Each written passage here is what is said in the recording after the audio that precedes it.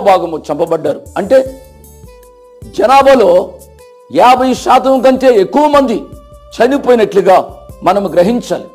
చివరి దినాల్లో ఈ శ్రమల కాలంలో మనుషుల యొక్క దుస్థితి ఎంత భయంకరంగా ఉంటుందో ఆలోచించమని ప్రభు పేరిట నేను మనవి చేస్తున్నాను.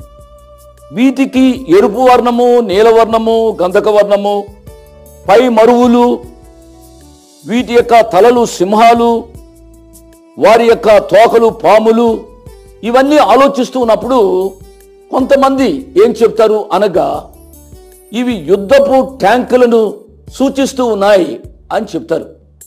ఆ కాలంలో అనగా ఈ శ్రమల కాలంలో చాలా కొత్తదైన యుద్ధపు ట్యాంకులు వచ్చి బీభత్సకరమైన పరిస్థితి కలిగించి జనులను నాశనం చేసే దినాలుగా ఉంటూ ఉన్నట్లుగా గ్రహించాలి. ఎవరూ కూడా ఇటువంటి అనుభవాలు గుండా